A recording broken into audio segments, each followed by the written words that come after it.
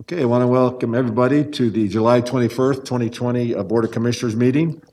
Actually, it's a special call meeting and a public hearing. And tonight, I'd like to, like we did this morning, like to start off the meeting with a moment of silence. And I'd like just to also lift up Congressman John Lewis and his family today. There's just simply not enough words to describe all he's meant to this country. So with that, I ask you to join us in a moment of silence, please.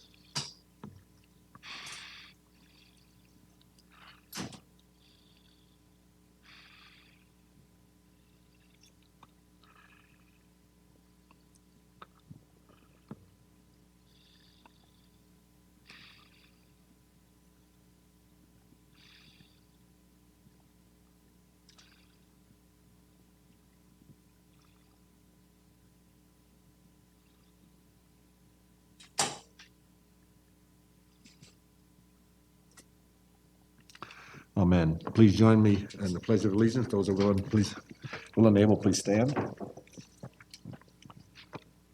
I pledge allegiance to the flag of the United States of America and to the republic for which it stands, one nation under God, indivisible, with liberty and justice for all.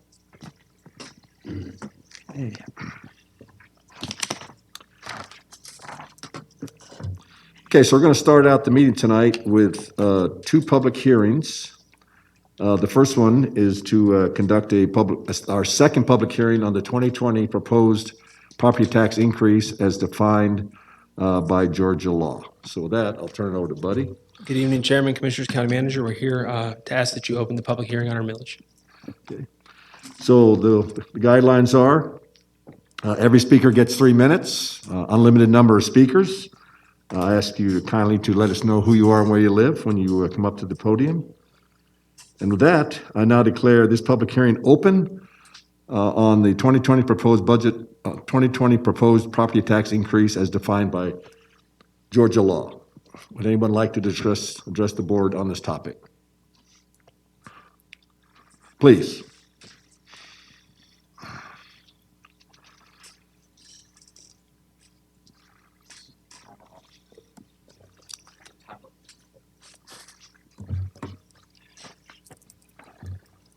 Should I take this off the speaker? Yes, go ahead, please. Okay. Yes. Well, whatever makes you comfortable, really. Okay. I mean, All right, my name's Kimberly Nichols. I own 2 properties in Miss Gamble's district, and I have contacted her by email in opposition to the property tax increase. We have already had water increases in the past couple of years. We have had property taxes increases already. I think it's time that we start finding the fluff in the budget. And I'm a school teacher now, but having been a former budget analyst for United Health Group, Wise Foods, Piedmont Hospital, there's fluff in the budget. And we can find that fluff and we can get rid of that fluff and save the taxpayers this increase in the property millage rate.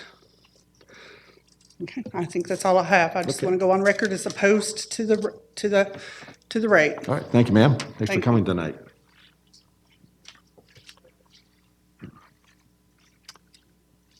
Please, sir.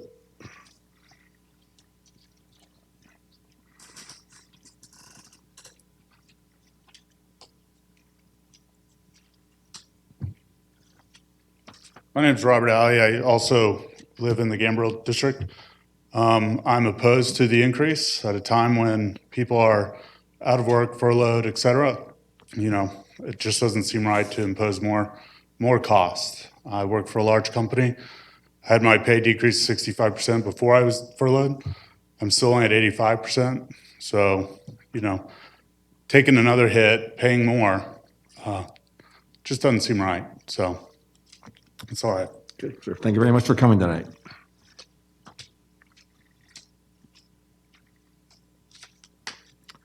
Would anyone else like to address the board? Seeing none, I now declare this second public hearing on the 2020 proposed property tax increase as defined by Georgia law closed. The second public hearing is the second public hearing tonight is our second public hearing on the fiscal year 2021 proposed budget. Chairman, as you put it, we are here today to ask that you open the second public hearing on the 2021 proposed budget. Okay, thank you. Again, the same guidelines, 3 minutes per speaker, unlimited number of speakers. Let us know, please, who you are when you come up here. So with that, I now declare this second public hearing open on the fiscal year 2021 proposed budget. Would anyone like to address the budget, address the board on this matter?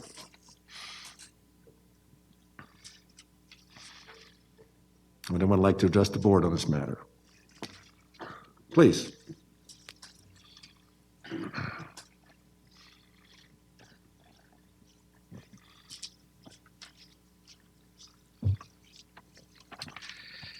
Hi, again, my name's Kimberly Nichols. I own 2 properties in Miss Gamble's district. With regard to the proposed budget, again, I'd like to see the fluff gotten out too. I've reviewed the budget. 2 things of concern to me are the 7% increase for county personnel, which probably my speaking out on that is going to make a lot of people in this room unhappy. But I teach for Rome City Schools. I'm looking at 3 furlough days next year. So while you all are increasing my property taxes, my pay is being decreased by 3 days. And since I have 4 degrees and I've been teaching many years, that's a significant amount of pay cut for me. The other issue I have, so I would like to see that scaled back. I think there are ways that you could either postpone increases, you could look at benefits rather than pay increases. So I think there's some work to be done on the budget in that particular area. Another area that I have a concern with is the significant increase in transit. Transit, by my understanding, is only used at about 15% capacity. I don't see any reason to throw that much money behind a service that is only used at 15% capacity. So I really think there's some work to be done on the budget there as well. So I'm opposed to the budget and without there being additional work on seeing where you can make some cuts in the budget at a time when residents are struggling financially. To increase property taxes and pass a budget with that much increase in it just doesn't really seem like a good idea at this point in time. So I would like to see some more work done on that budget to bring it more in line with what's going on in the lives of the residents in the county. Okay. If you could do me a favor. Yes. Could you just leave your email with Dr. McMorris here? I'd like to, or your phone number, I'd like to call you and talk to you about the budget. Okay. There's some things you said tonight I think I'd like to enlighten you on. I'm going to make you happy Okay. with some of the things I may be telling you. All right. Okay, thank you.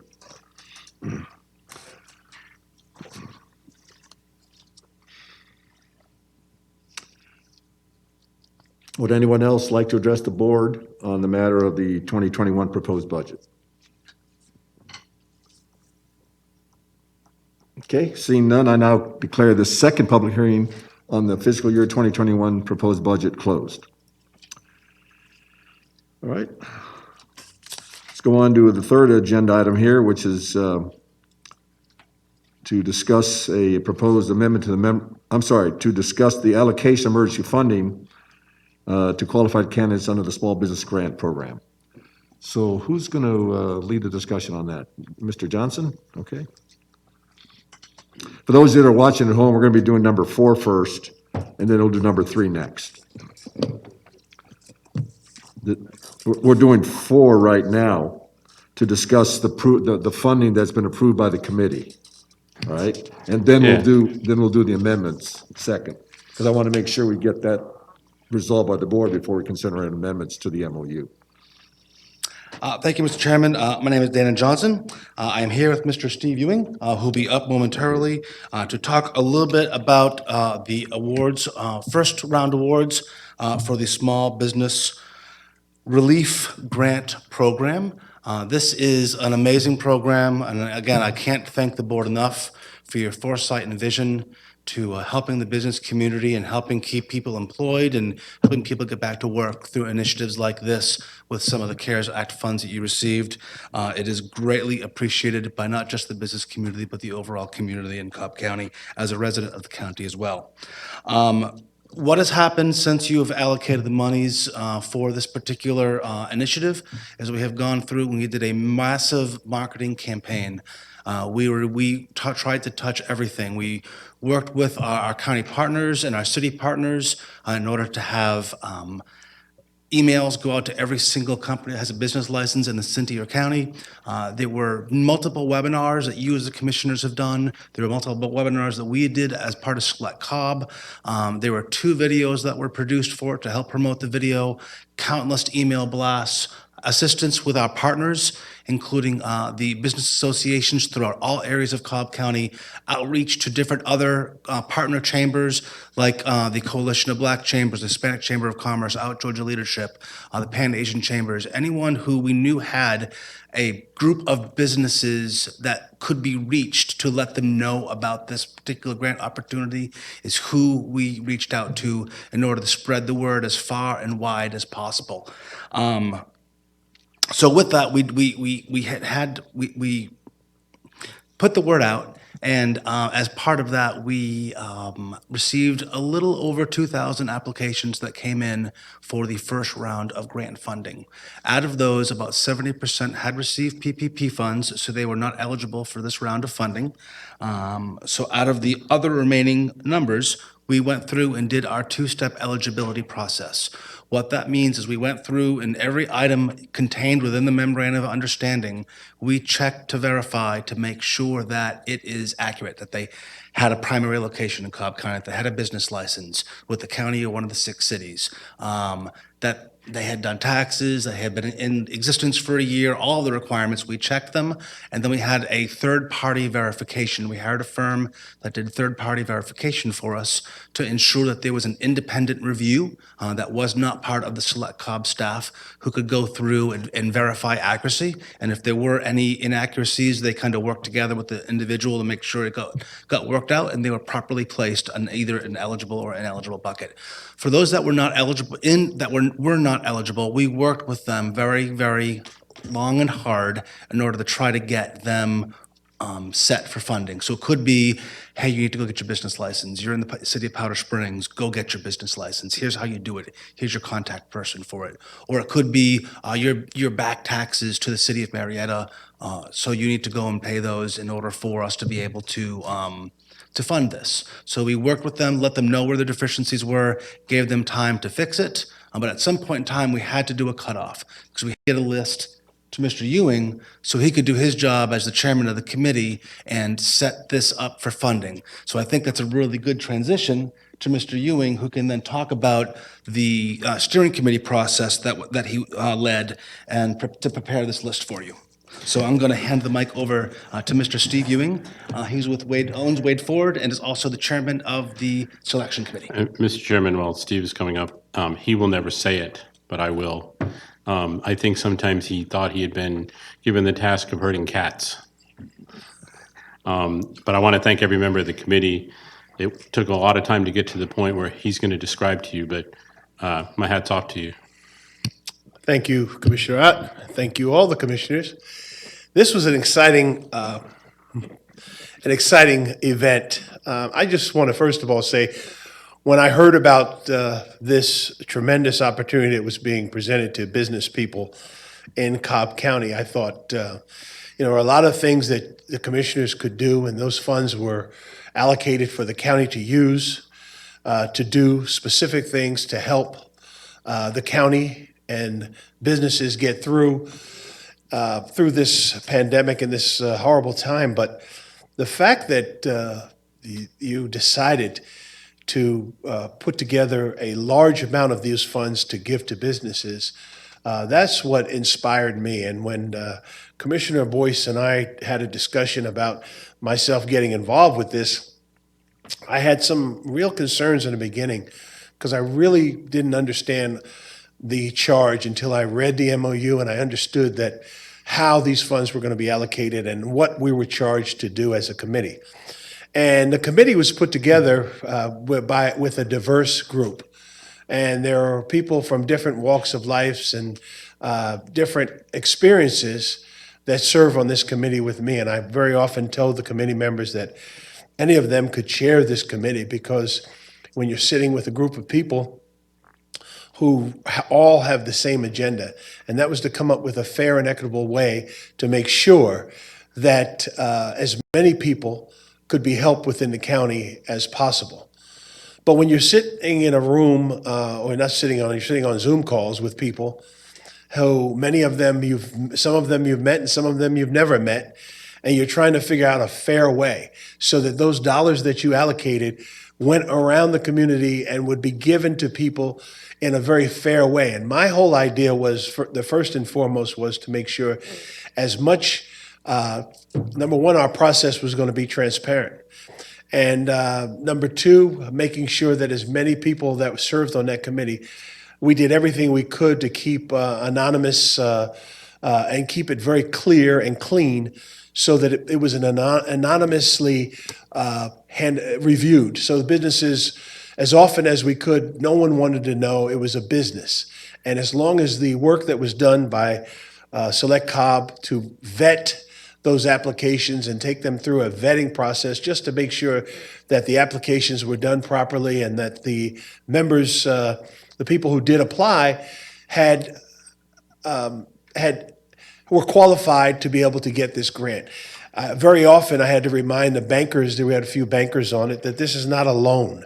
This was not a loan process, but at the same time, there had to be integrity on how we looked at this, so that instead of you thinking you're looking at credit scores, we're looking at real businesses that were impacted by this coronavirus and by this impact. So that was our charge, and that was what we were working really hard to make sure that we were going to help as many as possible.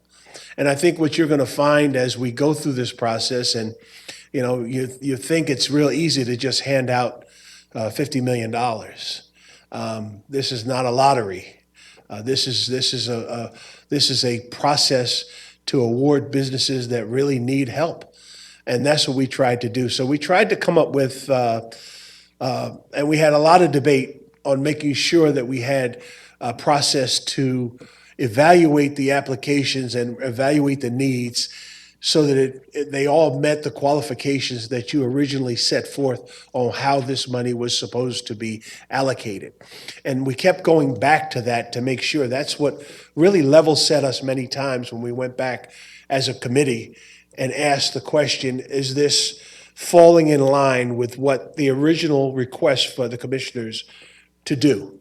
And I think that we did a pretty good job of getting to a point where we felt it was going to be fair.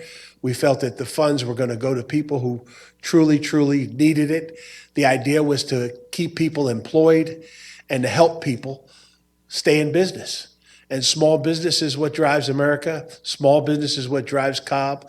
And it makes me proud to be a business owner, a property owner in this county. And hope that we, as this process goes on, because this is just the first phase of it, as this process goes on, we help as many people as we can, and we feel real good after it. And I would always close the meetings trying to make sure that everyone on our committee participated. Everyone had an opportunity to share their thoughts, whether we agreed or not. But the whole idea was, at the end of it, was how can we all leave with our arms locked, that we're all on the same page, and if we don't agree, let's debate and make sure that we all come to a real consensus, and I think we did that. So with that in mind, we're going to present this first group of applications, and we have put together that group for your approval to make the first round of grant payments to, or approval, get your approval for these grants recipients. And then we have a lot more work to do because we still have a lot of funds, and we're going to hopefully have an opportunity to open this up to other people. So with that in mind, I think that's what my job was to this point. Steve, I don't and know I'll if you or answer Dana questions. want, one of the two of you needs to explain to the commissioners, we referred to it on the committee as the revenue model. You might want to explain to, I don't know which one of the two you want to do it, but Well, tell the commissioners how I- we decided on the amount. Well, I think that, I'll let Dana come, he's the nuts and bolts, but at the end of the day, there were multiple ways we were looking at what would be fair. And when you have somebody whose total, this had nothing to do with a P&L statement, okay? This was all about how we could be fair. But when you had, and so we had to look at a lot of things. And when you had an applicant who showed $1,000 worth of revenue, I don't know what they made or what, it wasn't our point. They showed $1,000 worth of revenue, and they may have been asking for $10,000. And we as a committee had to decide if we thought that was fair and equitable for the community. And is that what you as the commissioners thought was a fair process, to think that that person should get 10 times their annual earnings to receive a grant? And we had a lot of debate, and that's when we went to a revenue model. And although you gave us steps, thresholds, and those thresholds are still in place, we had to deal with the revenue model and putting people back to work. And we chose as a committee to put in a minimum, and at that minimum, that was going to be the minimum grant. And then from there, we would go based on the revenue of a company and the employees and all the other things we looked at to make our decisions. And that's how we came to it. And the revenue model is how we think is a fair way that we can stand tall in this room, and we can stand against anyone who wants to question how we did it. We came up with a model that I think will be fair to all the people in the county with the funds that the commissioners and the Cobb County is trying to give to businesses. So if you want to add to that, I'll step away, and you may want to add more detail, but that's what we do. And again, I am grateful for the opportunity. I'm very, very blessed to be in this community. I'm very blessed to have 160 people that come to work every day. Well, maybe it's 130 now, but we're still in business. And we're still in business. And I hope that we can still be in business as we get through the rest of this. And we're working hard to do everything we can. But it's going to happen with leadership. It's going to be with leaders who are helping businesses. My business, like other businesses, has challenges. And I just pray that, and this is my statement to all the other small businesses, if you get another opportunity to apply for, if in their wisdom they have opened this up for more opportunities, I hope that you would jump on the opportunity, because this is a great opportunity for you and to help your business survive.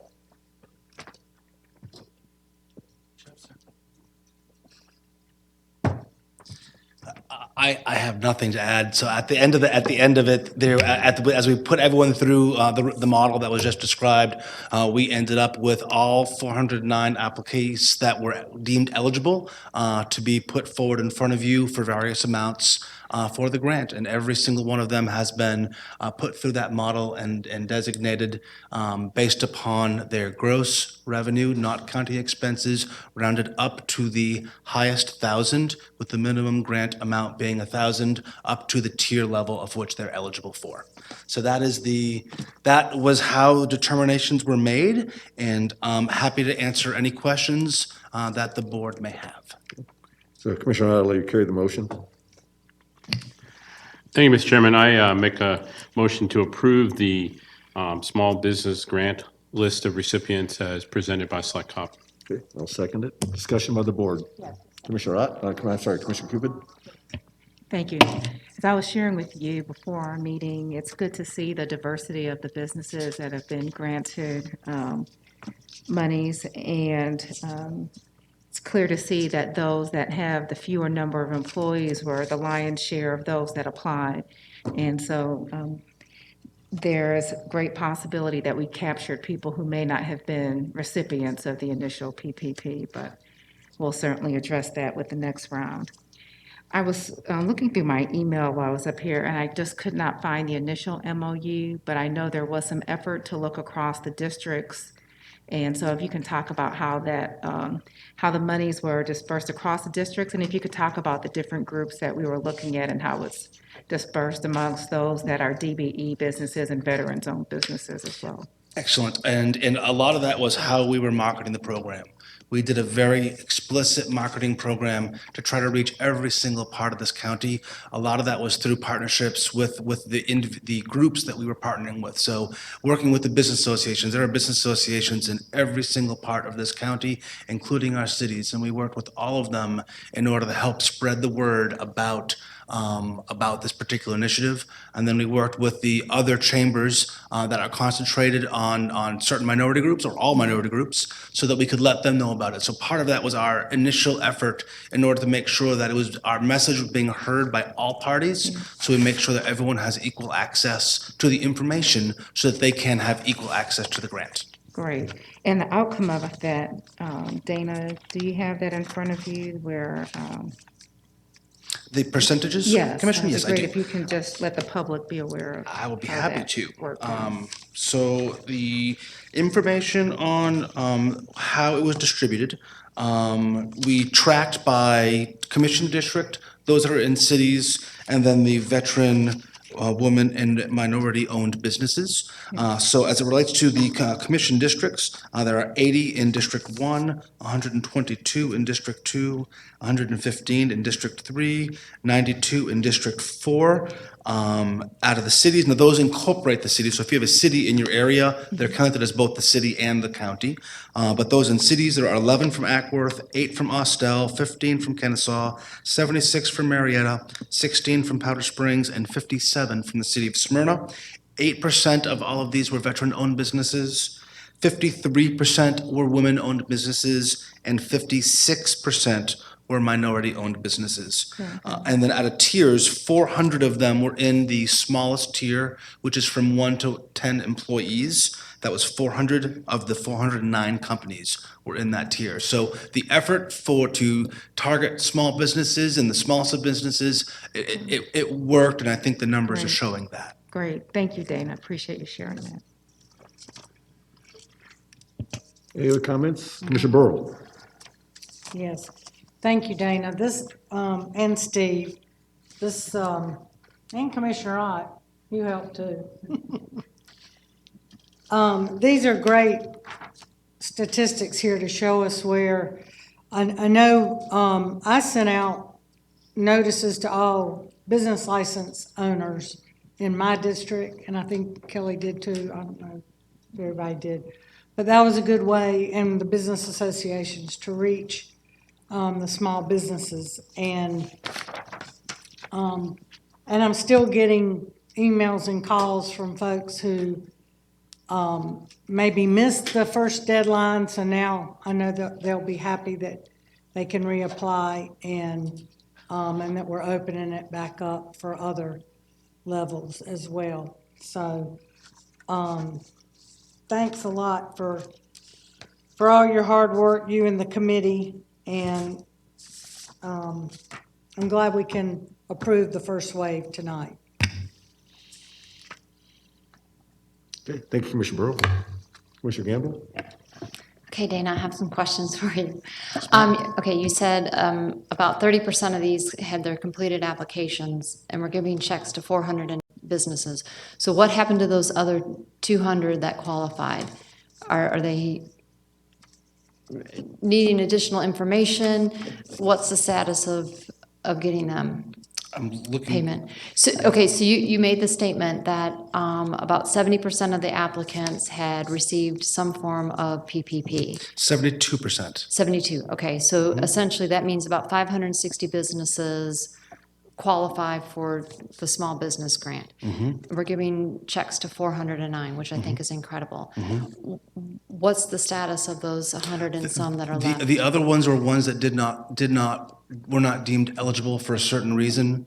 So what we're going to be doing after this, if the Board of Commissioners decides to open up another round of grants, we're going to be communicating with each one of those businesses that was not deemed eligible to let them know why and let them know about the opening so they can correct whatever deficiency if they're able to. Like if it's like get a business license, then they will be able to correct that and then be eligible for the next round.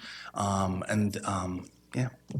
Okay, but they've all been notified that Everybody is going to be notified after the Board of Commissioners votes. So we'll be telling everybody their status as to whether or not they have received funding, did not receive funding, or whatever situation they're in.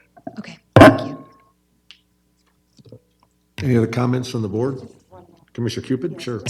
Of note that the total award number for tonight is about 7.5 million. Yes, ma'am. So there would be opportunity for us to grant the balance of that towards eligible businesses if we approve a second round. Yes, ma'am. Great. Thank you. The only comment I'm going to make is I don't think Steve Ewing will ever take a phone call from you again. But nobody could have done it better. And I echo what Commissioner Ott said about you and your team, all the committee. $43 million to go. So with that, unless there's any other questions, I'm going to call the question. All in favor, please raise your hand. Passes 5-0. From the business community, in particular, small businesses, thank you very much. That's going to help a lot of people and a lot of families. Thank you. So are you going to stay up here and talk about the next amendment? Yes, sir, be happy Okay, to. so maybe you thanked us too early. Well, you've just helped a lot of companies with the. Oh, that part, the that's vote, true. and All right. It's greatly Dana, do you appreciated. want Debbie to come up and help you too? Debbie Blair? Certainly. She's sitting there just, no, Debbie doesn't want to help. Yeah, Debbie doesn't want to come I up would front. always be welcome to be with Ms. Blair. But the second agenda item, the request is to amend our existing memorandum of understanding between Select Cobb and the Board of Commissioners and Cobb County Government in order to alter some of the criteria for the small business grant program, which would then authorize us to open up a second round of grants for obtaining more applications. And the criteria changing includes, make sure I'm getting this correct here, opening it up for businesses both who have and have not received PPP or SBA money. And additionally, businesses that have 1099 employees would be able to count those towards their employee total. So that, in addition to that, there are recommendations also to create a methodology for those that did receive PPP funds, that there be some kind of a methodology that would help the committee as it relates to the grant awards based upon the amount of funding that had been received by the company. And I think. Yeah, Dana, there's one more thing, and it's the window. Window, thank you, yes. And so in the memorandum of understanding, we have it currently listed as an application deadline of August the 7th. And in thinking through this, and I apologize for the late request on this, we really would like to enable us to notify all of the applicants, particularly those that have deficiencies, so they have time to correct it. So I'd like to push back the application period to start on July the 27th at 10 o'clock. And then originally we said closing it on April 14th at 5. One of the peers on the Board of Commissioners asked to extend that for an additional week to August the 21st, and we would be fine with whatever the board decides and happy to administer anything the board decides. There are pluses and minuses to both.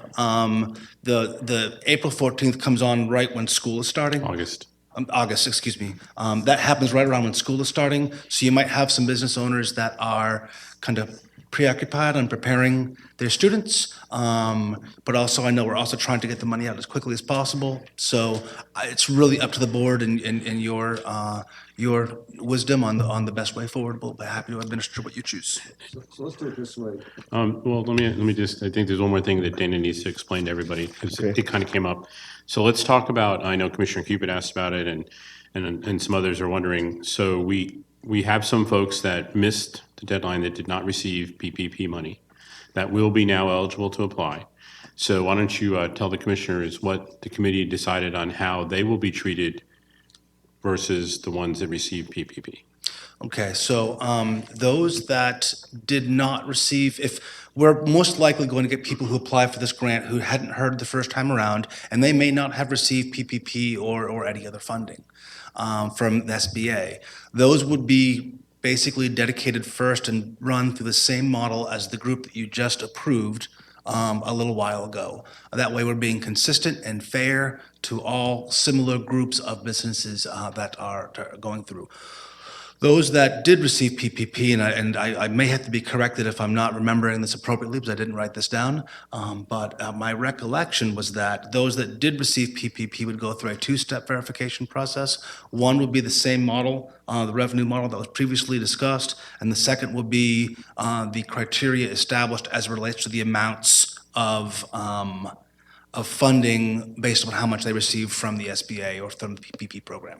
And just kind of a note on that, before we start questions, is you'll see that, and it's in the agenda item, that the ranges start at under 150,000 and go up to $1 million. And part of the reason that the committee and Select Cobb is proposing upwards of where you have $1 million is because there are some companies that receive that amount of money. But what it costs for them to bring their employees back, that money is gone. And it has been spent the way the CARES Act said that it needed to be spent. And so there are small businesses that have received that amount of money.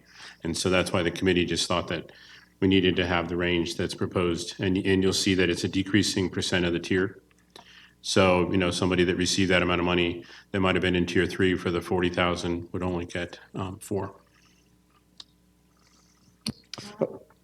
Okay, so what I'm going to do is I'm going to go ahead and have Commissioner Hart carry the motion. I'll second it, and then we'll have the discussion, okay? Okay, I make a motion to approve the MOU modifications as proposed by Select Cobb with the closing date, or the opening date being July 27th and the closing date for applications to be August 21st. I'll second that. Now, comments from the board.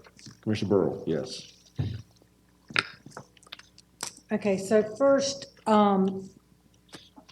anyone that applies this time around that did not receive PPP or SBA loans would get first priority over ones that did receive PPP, Yes, ma'am, that's my understanding of the provided board. they meet all the requirements and are eligible and all. Yes, ma'am, that's my understanding of what the board's, what they have told us the whole time has been to prioritize those that have not received federal money.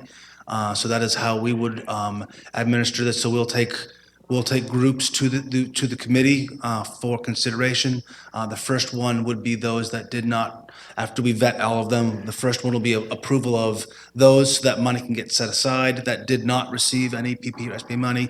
And then the remainder would be distributed in the way the committee decides based upon the remaining funds that are eligible for companies through the model that was created. To kind of add to that, so what was decided, and part of the reason that we can say that that's how it worked is because most of the committee's time to this point was spent determining the criteria when we settled on the revenue model. So basically what Dana's group at Select Cobb can do, they can receive an application, they can verify that it meets all the criteria set by the board, and then they can immediately figure out the amount of money based on the revenue model and then present the list to the committee. What the committee kind of figured out our last meeting was that where the rubber is going to meet the road is when you get the companies that have received PPP, there's probably going to be a bigger request than there's money left. And that's where the committee is then going to have to start deciding who gets how much. But for everybody that hasn't received PPP, the committee has pretty much spent the many hours that we've spent together already. They and I keep saying they because Dana and I do not vote. They have already determined how to determine the folks that didn't receive PPP, how much they're going to get. Okay, and then the ones that applied, the 72% that did receive PPP money or other money that we're not dealing with right now as far as approving or moving forward, has the committee reviewed all those? Okay, we just know that that number is how many? There was no reason to bring them to the committee because there was no avenue for them to come forward for approval by the Board of Commissioners because the MOU explicitly said that we could not fund companies that had received PPP or SBA money. So the committee has not even seen them yet. Okay, So do they have to apply again, or are you gonna start with those and then add to whatever applications? The ones that if the Board of Commissioners votes affirmatively on this, we are already set with some emails that we can send out to applicants to let them know of how they can get eligible. Those that have received PPP or SBA monies that already have been deemed eligible, we're going to tell them, do not reapply. You are already set. Just be patient with us, please, so we can get through this process and get you in front of the committee and Board of Commissioners for final adoption. And I think one thing to mention about that, because you may be thinking about timing, there is no advantage to someone that had gotten PPP money that has already applied. The Select Cobb and the committee, none of them are going to be considered until the second application window closes. Right. And so they're all going to be considered together. It's not a first come, first served basis. That's correct. Right, okay. I just didn't know if they were gonna have to reapply, but are you gonna send us something tomorrow with, I guess the application hasn't changed, but something that, with the deadlines and when it starts and when it opens and how to apply? We're gonna try to get you either tomorrow or Thursday some new marketing materials that you'll be able to utilize for your newsletters, Facebook, tweets, however you want to utilize it to help spread the word. And we'll be driving up the machine again to start getting the word out with some of the new dates and times for it, so we can make sure as many people know as possible. And Dave, Okay, and the other piece was gonna be, obviously, the marketing piece is big, and making sure that the county's website is updated. Hey, Steve, come on up here. You know, we want people to see who you are now. So, All right. Once we do that, there's no going back. okay, this was really, I'm glad this was a big point as we move forward here. When we got to start talking about this, people who receive the PPP funds, and it's awesome that people will get an opportunity, because you're right, Commissioner, those funds from my business and other businesses are gone. Okay, we wrote our last PPP check last week, and we were late in receiving. But the reality is, for most businesses and who are applying for this, who have received it, we have to make sure that people, the next round of people, really get the message out. Because I still had people that I would say, go to the county website and get all of the information. I would still meet business people who had no idea. Right. And as much as we did, and you did, to try to make sure that this was sent out to everyone, and I didn't get to say two things I wanted to say when I was here. Number one, again, I'm here representing a committee of really committed people. And the other piece was, we're really committed to make sure that the money was given out fairly to all segments of this community. And we really worked hard to do that. But in doing so, as we move forward with the PPP and this second round, it's critically important that we truly make sure that businesses know about this and that we have this influx. We're going to give this money. I think Commissioner Ott talked about, there's not going to be, once this next round around, there won't be a real problem with finding takers, because there's so many businesses that just were disqualified in this first round. So now we're going to move forward, helping as many businesses as we can. And you're right, at the end of it, that's when it's really going to get very difficult.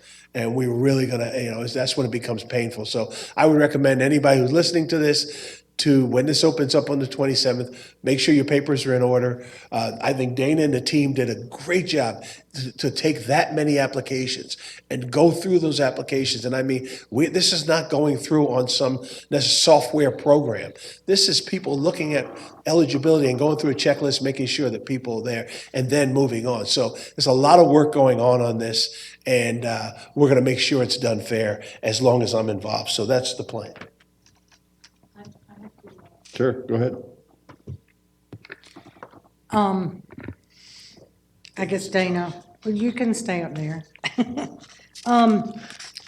I still have some reservations of a company that received $1 million of PPP money could get up to 10% of their tier with this. I mean, to me, that's not even distribution of money. That, yes, it may not be enough for what you know, the number of employees they have or what their revenue is and what they received. But it just doesn't seem fair to Well, let me throw everyone. this to you, Commissioner Burrell. When the board originally approved the tiers, the 20,000, 30,000, and 40,000, those were up to, okay? These numbers that you're talking about are up to. I will tell you, and Steve will nod his head, I'm sure, and Dana will too, this committee is not going to give out. I mean, it may be in here that they could give up to 10% if a company received $1 million. It's not automatic. I know, And so but why not cut it off at 500,000? I think that what they were doing, they were just looking at the different percentage tiers. You know, there could be a company out there that when the committee looks at it. What I would suggest is leave it in here, trust the committee. And Steve will tell you that we've gone round and around in the Zoom call. And, you know, sometimes the committee is swayed, and that's how we got to the revenue model. And We didn't all necessarily agree at the beginning of that also. So there was a lot of debate and there's all kinds of ups and downs. And Commissioner Burrell, I think that you're spot on when you say your concerns. We have those same concerns. But at some point, we have to get to a point where we find the best way, the fairest way, and we'll be guided by your instruction. But we started out with a clean sheet, trying to figure out how to make sure this was done in a way that all of you would say they did it the best way they could based on what they had to deal with. And that's kind of where we are. If your guidance, you guys want to change the threshold, we will work within those parameters. But we're limited, this is what we have. And we have to do the best we can so that somebody comes back and says, hey, why was my business not, I was PPP, I was given this amount of money, I had PPP, why did you not give me XYZ dollars? And we need to be able to have a model that says this is why, and this is how we hand it out to everyone. Let me also help you out here. I was thinking about the numbers you were giving us of the size of your company. You have 130 employees right now. Clearly, you're a multi-million-dollar company. You know, he's used all his PPP money already that the federal government did. He still needs to keep his business going. He just needs more resources. It goes to the ship. If I have a ship that needs 5,000 gallons of gas, all right, to do its mission, it doesn't do me any good, all right, if I give it 50 gallons of gas. You need to give it the amount of gas it needs to be moving forward. For a company of that size, they need to have resources that matches the dimensions and weight of that business to stay in business. So But he has over 100 employees, so that, a company over 100 employees that's already I get that, gotten but I'm just trying to that kind of PPP money wouldn't be eligible for another million anyway. well, you could have a smaller dealership with less than 130 people. You could have it Absolutely. with 90. It's the same example. You still have to scale. That company needs a larger amount of Okay. resources to stay in business than someone that's got 10% of the employees or the volume of their stock. There's no doubt, but on the I camera, trust on the Steve. camera, number one, absolutely, let's make it crystal clear. I was talking about my company, but also, and we're talking about my PPP. Whoever's watching on TV, we are not eligible for this. I want to make that clear to you, that I'm not here advocating. I already that told somehow that. I already that's- said That's how that. it is. That's not what my agenda is. My agenda was to serve the business community, so I want to make that clear. Now, moving beyond that. Steve, I need you to be in front of the Oh, microphone. okay, here, I'm 'cause not, I'm now you're on screaming. camera number 2. I'm screaming, but I think that you bring up really good challenges that we've had. And we had a lot of discussions, and I must tell you, trying to make sure that a lot of people fit under this umbrella is what our challenge was, and making sure that it was legitimate businesses, and making sure that the county's funds were handed out to people, to real, and I'm not using it, it's hard to say the term, I was corrected once for saying real businesses. Okay? Just because somebody's revenue is at a certain level doesn't make it that they don't have a real business. Many small businesses have limited resources and limited revenue, but they still employ 2 or 3 people and they still need help. And we're going to try to do everything we can. The big businesses that you have in the county, I would think that is not the norm that applied for this grant. And I think at the end, when you get the true breakdown of how this is handed out, you'll find that that's very rare, that million-dollar companies and so on and so forth are involved with this. Right. And then, I know we have had some discussion, and I know it's not coming to us tonight, but I had suggested that another 2 million for not-for-profit businesses that Commissioner Ott's bringing forward at the next agenda meeting be rolled into this and be administered by Select Cobb as well. Well, I don't want to get into too much detail because we're going to talk about it next week, but there was a couple issues with rolling the two together, okay, because different criteria. This committee, I think they would revolt if we asked them to do another one. So basically what I will be suggesting next week will be that instead of $50 million for the small business, it will be reduced to 48. And the 2 million that I'm proposing as part of the MOU for the not-for-profit businesses, that 2 million will come from this 50. Okay, that's for next week. But that's next week. And we'll Okay. have to amend this again. Okay. Commissioner Gamble, you have any questions? Of course. It's okay.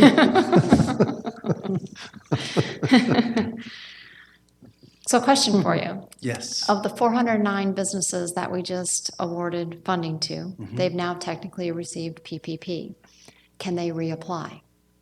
So this is an instance that we have thought through. If a company has 1099 employees that were not able to be counted, that would have put them into a higher tier than what they were able for, we need to do something from a Select Cobb administrative standpoint to make sure they can now count that and be part of the program based upon the changes that the board might make if you approve this. Now, if you are a company that has W-2 employees, you did not receive any PPP or SBA money, and you have received this grant in that first round that you just approved, no, you would not be eligible to reapply because you have already received funding through the Small Business Grant Program, if that was what your question was. It is, but then to go to the chairman's point of you got to make sure the boat has enough fuel to go. These businesses, the 409 that we just awarded funding to, how do we know that we've provided them enough through this first round before we start giving out? Yeah, let me jump in there. When we talk about the revenue model, the max amount that a company could get was the highest of their 2018 or 2019 revenue. So we know that these 400 of the 409, the amount of money they got was in essence a year's revenue.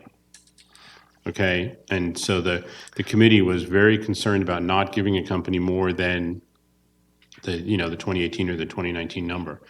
So if they can't survive on that, like Dana said, they're not eligible because we have to give this money to as many different companies as possible.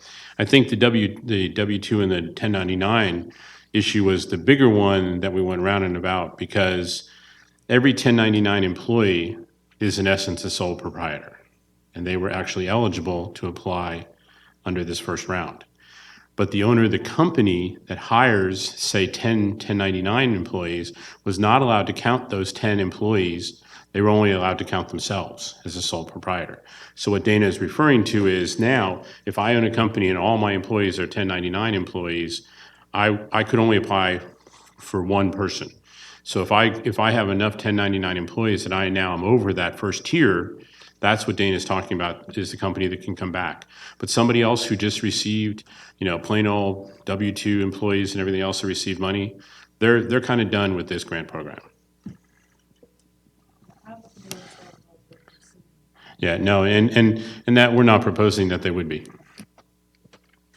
Okay, but I share Commissioner Burrell's concerns where, we're going to be giving additional PPP to businesses that have already received PPP in an amount that is much greater than what the county has awarded. Well, Dana, if I remember right, and I don't think we have awarded in here, it might be in the MOU, the committee, we had a discussion about the fact, and I know Commissioner Gamble, you and I talked about it too, and knowing this committee, I think what you're going to see is when they start looking at how much a company received, and this is how we got to the percent tier, is there's going to be a lot of discussion about giving a company a whole lot more money than, depending on the amount of PPP that they received, how much grant money the county or the committee would recommend giving them. The committee is not going to have an appetite to give them a whole lot of money above what they would have gotten if they hadn't received PPP. The other If that thing, makes- and ultimately, it's up to the board to decide if you all decide that you want to cut it off at a certain point where you say anyone who received over this amount of PPP is not eligible. We will administer it any way that the board decides. There was part of the way that we worked on putting this together is we did look at the people who did apply out of that 72% who received PPP funds. We kind of used that for analytics to kind of get an understanding of where people would land if this were to happen. And there was just one company who was in that, from the first round, in that $1 million or more PPP SBA loan category. So it wasn't a very large number, and they had like 90-something employees. So they're on the very high end of the number of employees, which is probably why they received as much PPP money as they did. Commissioner Gamble, one of the things that is a little bit different here than the first time around, we were really going by the percent of companies that Select Cobb and the Chamber had that fell in the various tiers of number of employees. If you remember in the background of the original MOU proposal, we talked about the different percentages of companies of various size employees. This time around, we have now this 72% of the applicants. We know what their revenue numbers are. We know how many employees they have.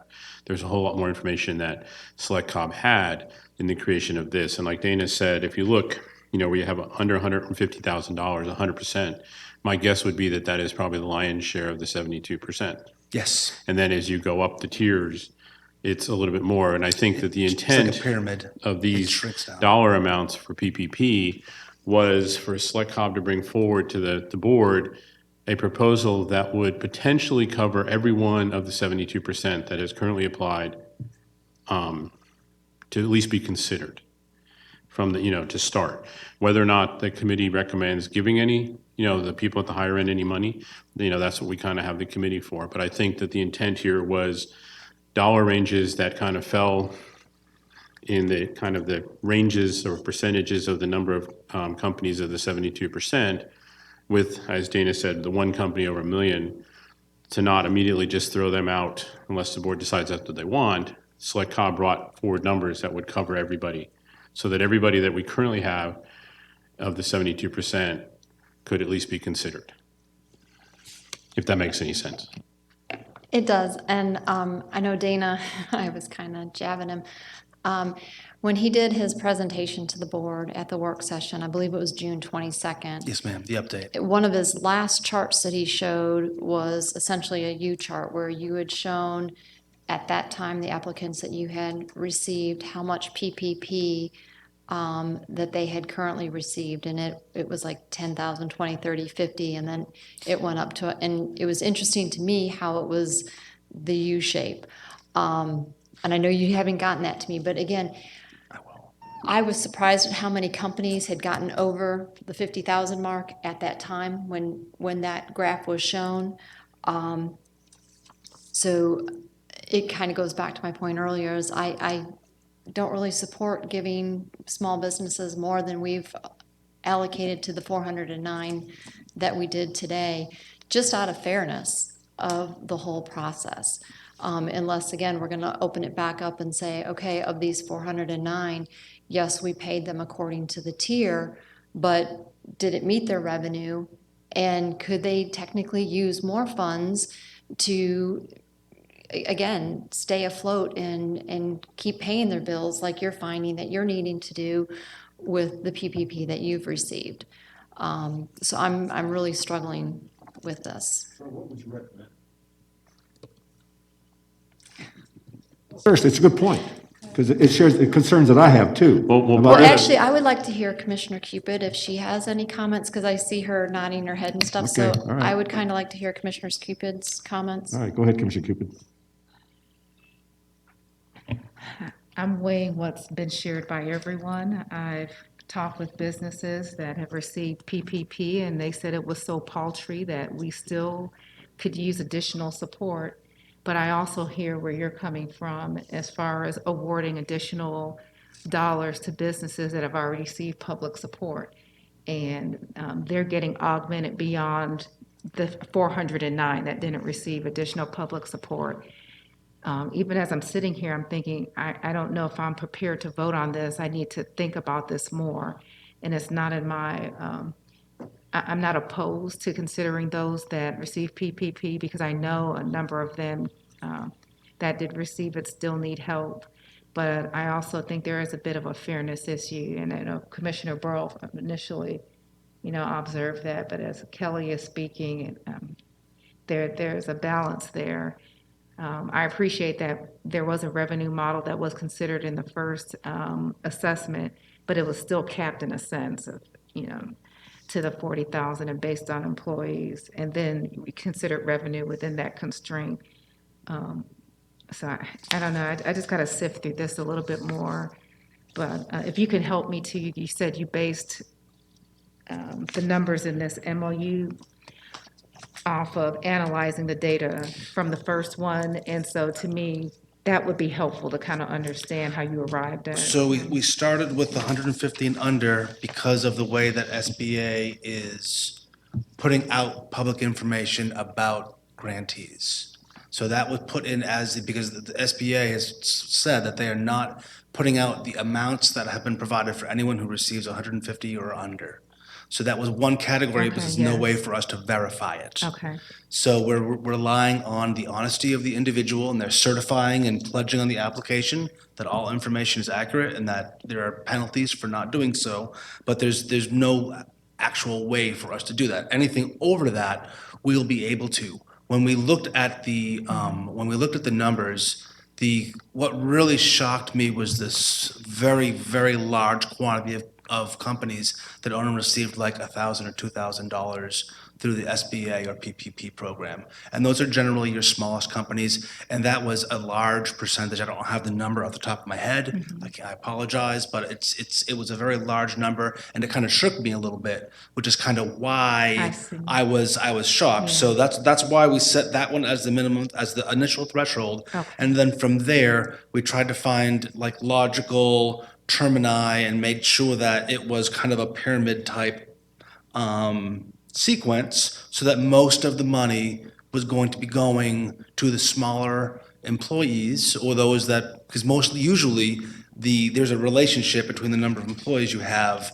and the amount of PPP money that you received. Okay, Well, and that's, because it was based on payroll. Correct. okay, And the PPP programs were based on your payroll. And you okay, had to you had to go back 6 months and you had to be able to show what your payroll was, and that's how they determined the amount you were eligible for. okay, Okay, so larger companies with larger payroll. I see. That's it. So my concern, going back to Commissioner Gambrill, is that when you start talking about, and I wanted her to feel good, there was a couple of ways we could look at this. I mean, at some point, we would have come to you and said, you've charged us to give away this money. We took the eligible based on what you told PPP.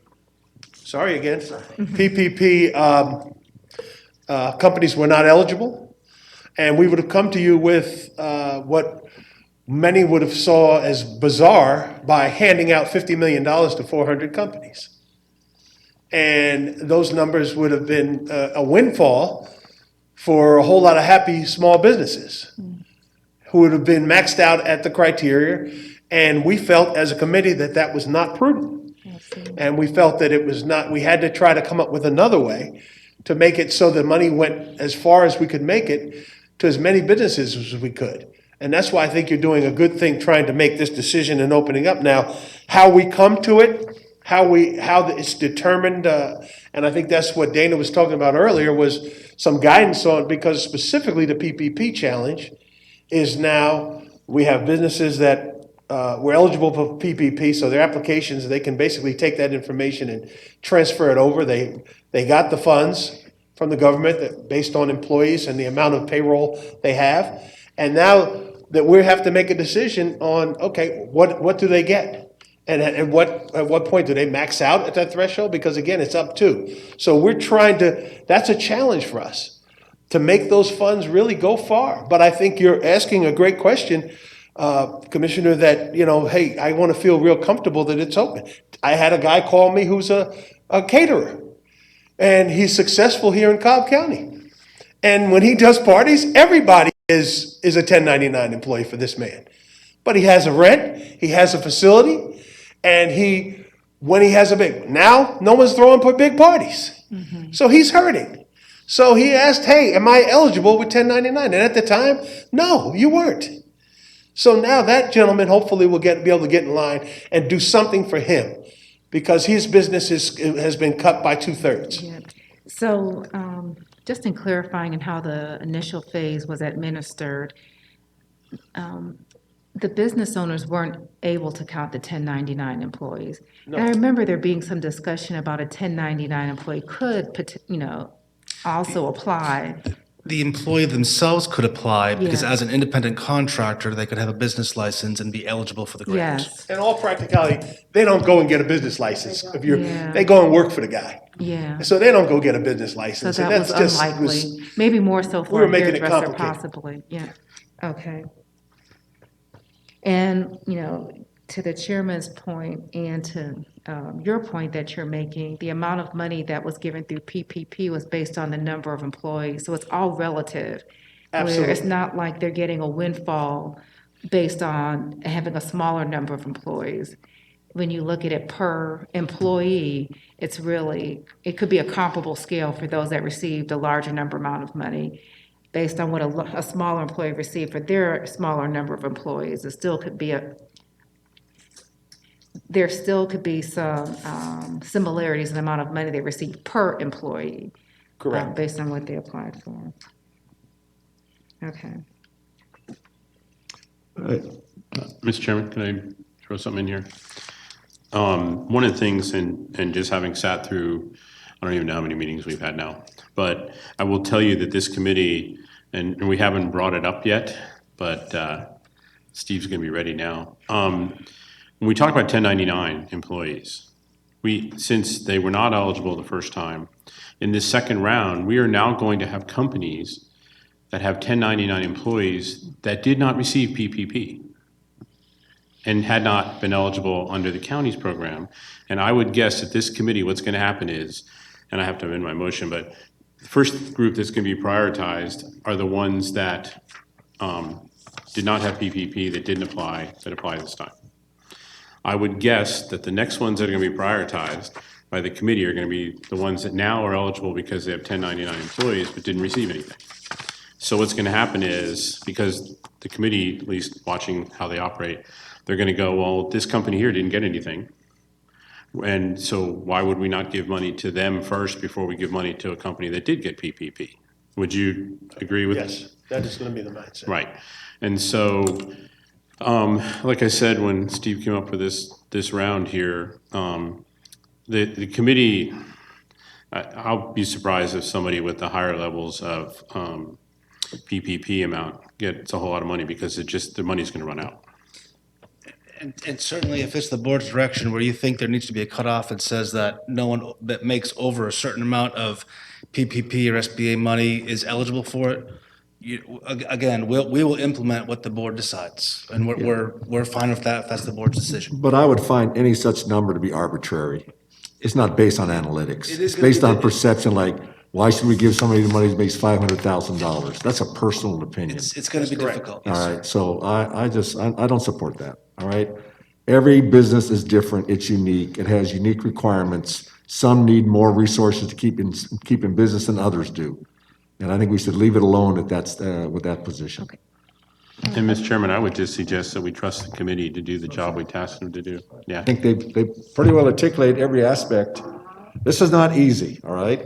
But if we look for perfection, then no one's going to get anything, all right? We will probably support well over a large number of, I'm not going to use a percentage here because then I'm held to that number, but I'm guessing that if we approve this tonight, there'll be a lot more happy people than unhappy people by the time this is all said and done. Because we are still in the middle of this pandemic, and the consequences are are now being very quantifiable. All right, we can see the impact. And the other part is that the horizon for this pandemic is still unlimited. Correct. So what I would encourage the board to do here is, well, I hear all the points and they're good ones. Let's make, the enemy of good is good enough. And I think on this one here, you have clearly thought over many aspects of this over many days by bringing this forward here. And I think we need to take I believe this committee has credibility. And I think they've shown that by their first round of approvals.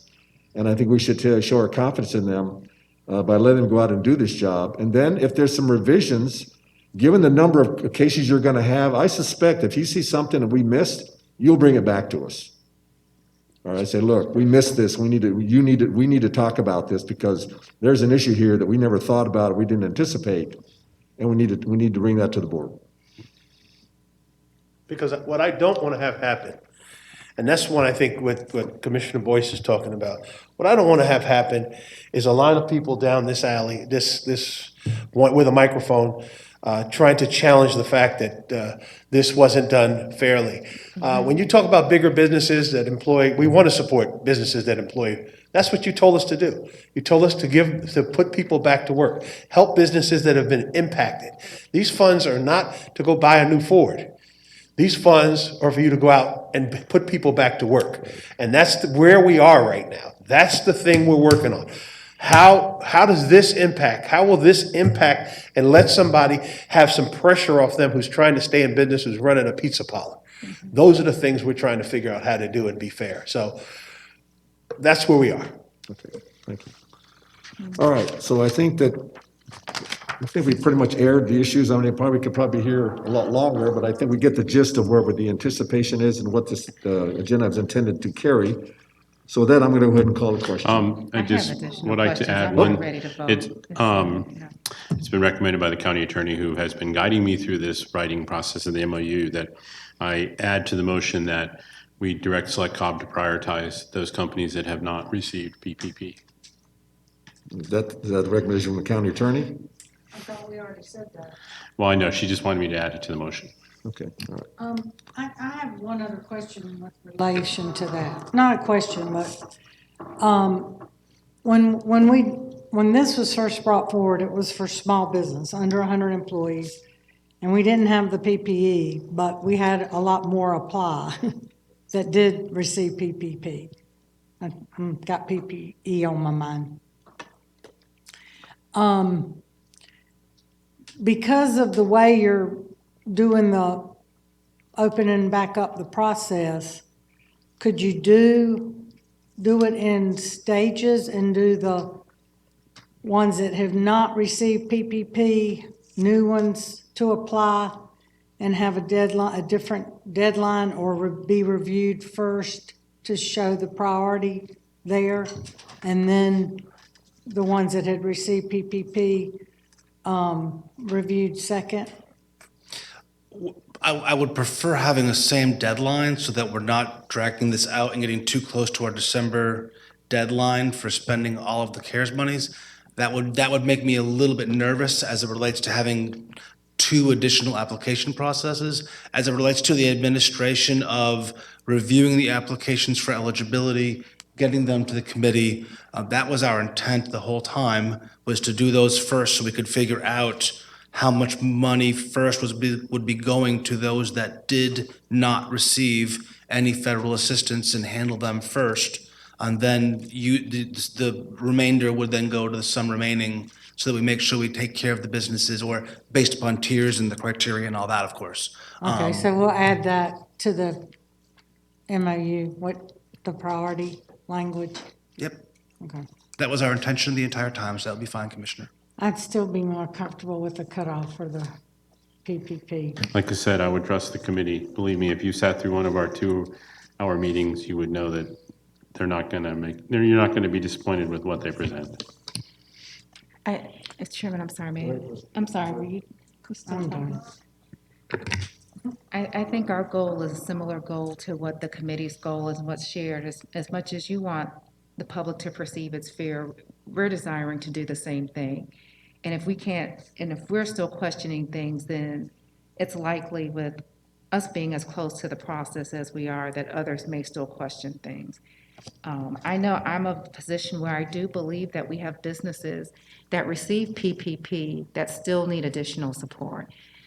I just still have additional questions, and it's not trying to be the enemy of good, it's just trying to understand how this process will be viewed fairly. So I'm going to ask you an opportunity to also apply in the second phase and count those employees. So for those companies that have received funding based upon the vote that you just made previously, if any of them have 1099 employees, we're going to be sending something to them saying, if you have 1099 employees and you can show the documents proving that you have, you are able, we're going to set up a supplemental application off on the side of the platform that will allow them to fill in that information. So they've already been vetted for eligibility. They've already been vetted for that they meet all the criteria. It would just come down to, should they have received additional money based Okay. upon the tier that they should have been in? And that will happen as part of it. So we make Thank you. sure I just we're wanted- treating them equitably and fairly with That's everyone my, else. okay, that's my question or concern. Thank you. Yep. Yeah. Happy to. Okay. So with that, I'm going to call the question. All in favor, please raise your hand. I see 4. All opposed? I see 1, so it passes 4-1 with Commissioner Gamble in opposition. All right, thank you. Dana? Thank all the commissioners, and I look forward to working with each and every one of you on spreading the word about round 2. Okay, all right, thank you. Thank you. All right, the last item.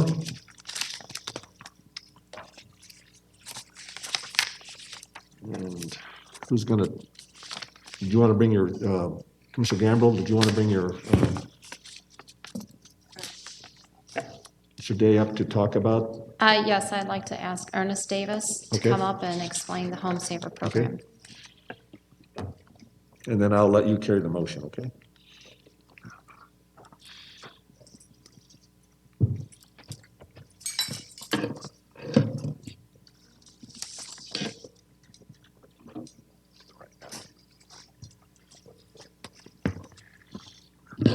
Good evening, Chairman, Commissioners, and everyone in attendance. We thank you for this opportunity. I'm just amazed that I'm hearing just the great work that you're doing with the businesses, and I really want to applaud you for your efforts and all of your energy that you're putting into helping small businesses. We're here today. I'm here on the behalf of Home Free USA, and as we talk about those businesses, I want to bring to your attention, as this hardship continue to deepen, what about homeowners? The challenge is that what we know now is that as of April, mortgages and the delinquencies that are 21-year high. That's probably no surprise to anyone, but when we look at the low to moderate income segment, 30% of the low to moderate income individuals have lost their jobs. 44% of low to moderate income individuals have experienced a decrease in work hours as a result of this pandemic. So it's expected that the surge in unemployment is going to continue, especially even as some of the unemployment benefits change. So here's what we know. We know that the government has said, well, then lenders need to give homeowners a forbearance. But the challenge is that's really a Band-Aid, because the problem is what that really means is that really only speaks to those loans that are government-backed. So we're talking about Freddie Mac, Fannie Mae. So when you look at the unconventional loans, some of the conventional loans, some of the other loans that are funded by private lenders, those lenders do not have to comply with the forbearance. And that's one of the challenges they're having on the Hill now, and talking about how do you handle those homeowners. And the other challenge is that all lenders are not required to abide by the same forbearance post the forbearance period. So there are some lenders that are saying, hey, we need for you to bring your loan current immediately after the forbearance period. There are some people that are going to be permanently displaced, and those homeowners are going to need a loan modification or a principal reduction. You're going to have some issues where you have homeowners that just simply don't have the money to get caught up, and some lenders will work out a payment plan with them and tack it on the back of their loan.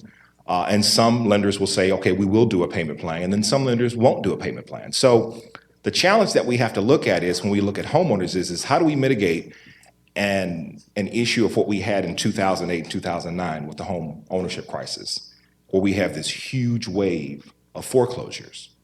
So what we're proposing that the county does and what we're asking that the county does to heal and benefit this Band-Aid issue is that we put a program in place where we help homeowners.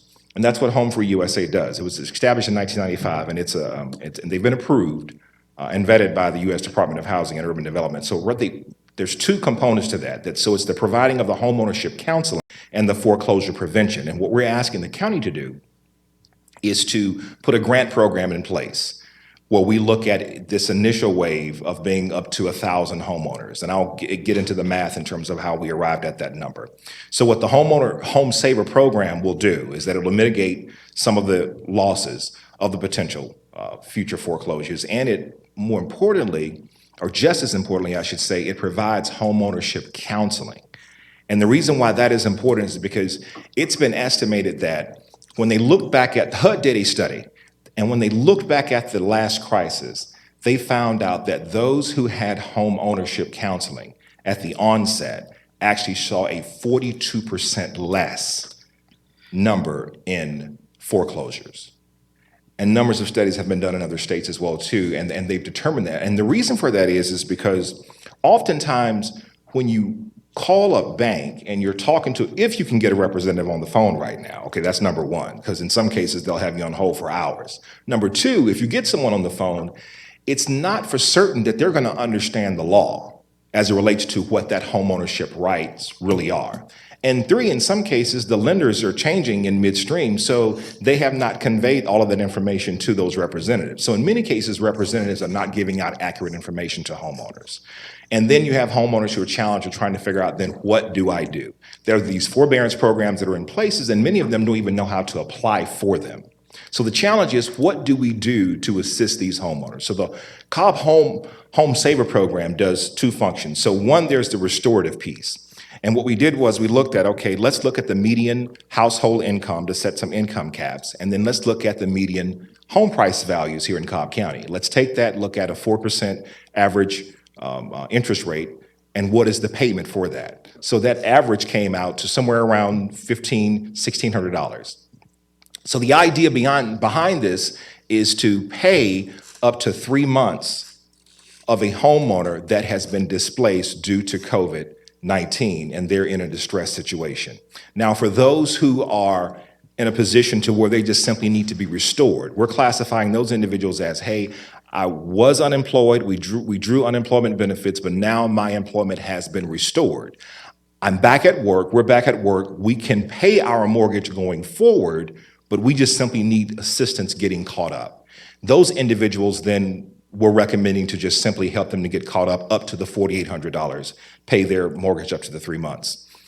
For those who are still in a distressed situation, we're recommending that we, in addition to doing that, we also, or for those who may not necessarily need the money, because there will be some homeowners that won't necessarily need this grant. What they will need is someone to work on their behalf as a liaison with their lender to help them do a loan modification, to help them do principal reduction, to help them to understand what their options are, and in many cases, to help them to understand what paperwork it is that they need to submit. Because the unfortunate piece about this is if they don't submit 100% of the paperwork needed, they're going to be declined for these programs.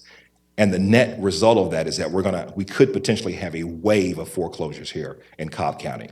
So the idea is to, in addition to giving them the funding for those who need it, but to certainly give them a certain level of counseling that helps them through this process. And what the counseling does is it counsels them as to how to get through. It helps them package their package, and it works with them as an intermediary with the lender so that they can actually put this package together and recommend to the lender, this is what we're recommending for this particular homeowner based on their particular circumstances. So the 5 areas that we would look at in terms of for eligibility is that we want to make sure there's proof of impact, loss of income due to COVID-19. So that's going to be post March 1st. make sure there's proof of home ownership and that it is the primary residency. We have to be careful that just because you own a home, you may not necessarily be residing in that home. So this is to ensure that these are homeowners that are residing in their home. Proof of incomes and asset limits. So the idea is that if you have enough assets, liquid assets, not including your retirement, that enables you to get caught up, then we really want to help those who are in need first. So we're setting some income and asset limits based on the median income. It's 120% of median income. And then your proof of need, basically that shows that you have insufficient monetary resources to pay. And then your proof of delinquency or hardship. And the specific details of the eligibility is actually outlined in the MOU. And I can take you through each of those if you need that, Sure, okay. So when we looked at the home eligibility criteria, what is the process that we want to evaluate the need? So the homeowner must have experienced, as I mentioned earlier, COVID-19 related involuntary financial hardship. So these are for those people who have drawn unemployment and involuntarily has been laid off, not for an individual who just has decided to not go back to work and they've been given the opportunity to go back to work. So they have to prove that there's been involuntary financial hardship resulting in a reduce of income due to the change in employment status, medical hardship, death of a spouse, or co-borrow. The homeowner is eligible if they've received unemployment benefits at the time of the application or has experienced involuntary reduction of income of 20% or more, and they're receiving unemployment benefits currently at the time of the application. The third is that only available to residents residing in the property, as I mentioned, located within Cobb County as their primary residence as of March 1st, 2020. Homeowner must be named on the note, deed of trust, and/or deed. Homeowner must not be in an active bankruptcy because obviously that creates challenges when you begin to deal with those who are in an actual active bankruptcy. And then the homeowner must not have liquid assets over 3 times the monthly mortgage payment at the time of application, excluding any retirement. So the idea there is that we want to make sure, again, that if someone has more than 3 times the mortgage liquid in a bank that has not been borrowed funds, then we want to make sure that we're dealing with those who cannot get caught up based on having the resources already. And then we're looking at the income cap, is that if the homeowner's gross income cannot exceed the following, which is for individual applicants, 120% of the area median income, which is $57,866. So that would be $69,493. And then for joint applicants, cannot exceed 120% of the area median household income, which is $78,894, and that would be $94,672. In addition to that, the homeowner must provide documentation of all the above to include proof of unemployment, proof of impact, again, up to 2 years' most recent tax returns with all schedules. And the purpose for that is that we want to go ahead and get them ready for the full counseling process because that's what any lender is going to want. Secondly, as you know, tax returns will also disclose certain things, that certain assets, interest income. So what the counselors are looking for here is that they want to make sure that there are no hidden assets and no other income that's kind of available, and they can look at all the schedules to easily determine that. A current mortgage statement, copy of the deed, 2 months bank statements with all the pages. So that's the idea in terms of the criteria. Again, the reason why we know this works is that we know it reduces the odds of foreclosure by 42% when people have someone as a mediator that's helping them with this process. Because if a homeowner just does not know, what we don't want them to do is to become so frustrated and just said, you know what, I'm just not paying.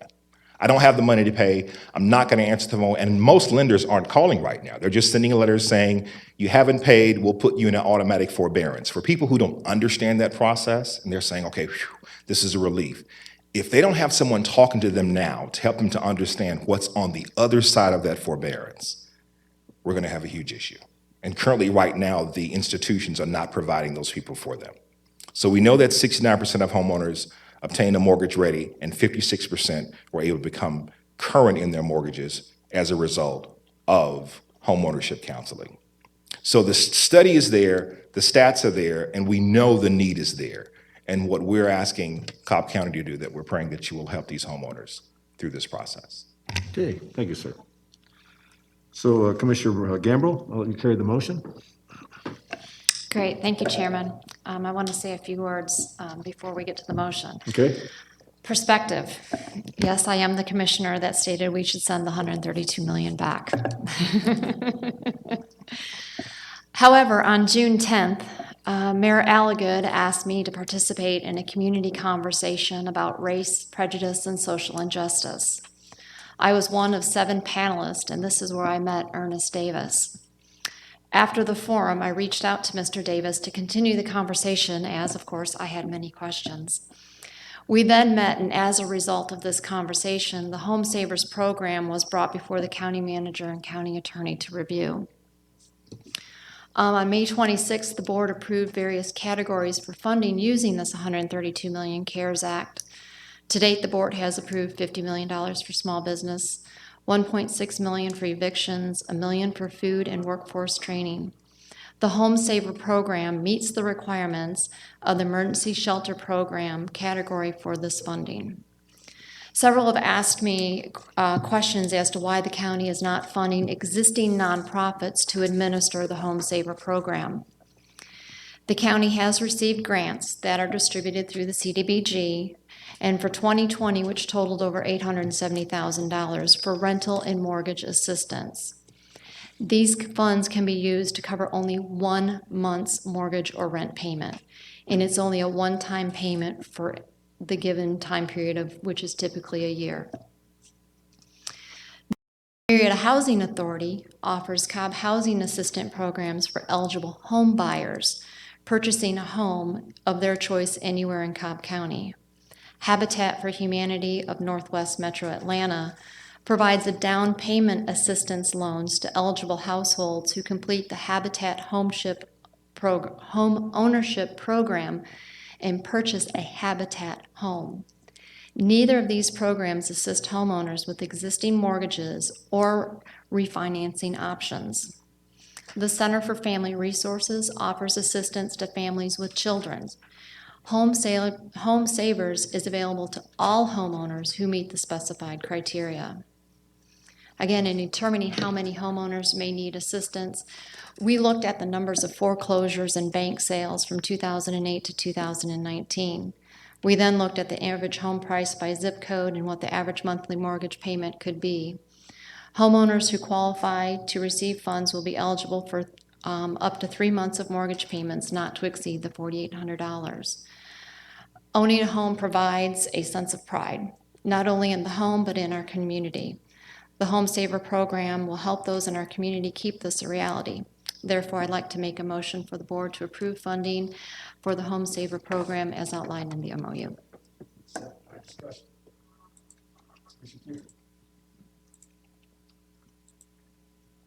Yes, I've already spoken with both Commissioner Gamble and Chairman Boyce about how I can't support this today, even though I have heard of the Home Saver program and I think it's a great program. At our Board of Commissioners meeting at the end of May, we told the nonprofit community that we would give them all the ability to come to us and to petition us to support their programming. We had a process laid out to hear from all of them, but there wasn't an agreement on how that would move forward. At that time, we pulled that process back, and it was determined that we would wait to hear from our CDBG office, which is administers the federal funding we receive, to just provide us some general stats on housing so we can get some idea of how broad in scope the vulnerability might be. They just provided that at the top of this month. So now that we crossed that bridge, I thought the next bridge was for us to now look at how we would view this comprehensively and give, the nonprofit community the ability to come back so we can see how we would address this area. Part of the challenge that we have here today is a challenge we had at the end of May, where we had specific nonprofits provide us programs, and some had the green light to come forward and have an agenda item put on our agenda. Some of them were not given the green light to do so, even though a lot of them have a history of doing work in the county. And so I thought the process that we had moving forward was to be open with our nonprofits so that they would be considered fairly. I know I've had a number of nonprofits reach out to me. Some of them have been emailing the board asking for the ability to be considered, and I told them I can't consider anybody one-on-one. We'll have to wait until the process comes forward so that we can consider everyone fairly. So I feel like for me to support this, knowing that I've turned away organizations because I thought we had a process laid out, would just put me in a very bad situation that I feel that runs counter to the commitment we made to hear all of them together. Needless to say, I know that there are a lot of people in our community who have been emailing us concerns about housing stability or instability in response to COVID that could benefit from this program. We do have a gap that still won't be met, even though we may put forward a lot of money towards this program. We're able to help our residents that are renting in multifamily apartment units through some funding that we approved at the end of May. Through this program, we'll be able to assist homeowners who are living in their primary residence, who are struggling and meet the other criteria you have. We still have a large swath of homeowners, or excuse me, of residents in our county who are renting, but not renting multifamily. They're renting in single-family homes, but they're not eligible under this program. So I'm concerned that even if we put a lot of money towards this, we still haven't addressed a significant population that is still experiencing challenges in keeping a roof over their head. And I was hoping that, again, we could address all of this in one fell swoop, and I just don't see us doing that today.